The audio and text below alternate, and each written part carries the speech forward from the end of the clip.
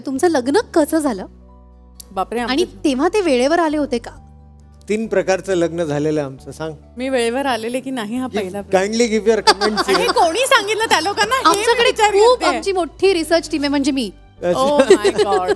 अगं काय झालेलं आमचं पहिलं तर आम्ही टेम्पल वेडिंग केलं. हा त्याच्यानंतर मग आमच्याकडचं लग्न म्हणजे MCA ला झालं. हा तर मग ते झालं. मग त्याच्यानंतर आमचं ह्याचं एक रिसेप्शन होतं वेगळं जे सेंट रिजिसला झालं. आणि त्याच्यानंतर आम्ही कोर्ट मॅरेज पण केलं. सो असे 4 इव्हेंट झाले. पण ज्या दिवशी ते वेडिंग टेम्पलमधलं लग्न होतं ना त्या दिवशी मला खूप लेट झाला यायला. म्हणजे आमचा मुहूर्त टळून जात होता लिटरली. आणि मला ट्रॅफिक लागलं होतं आणि खूप काय आणि मी अशी छान नटून होते.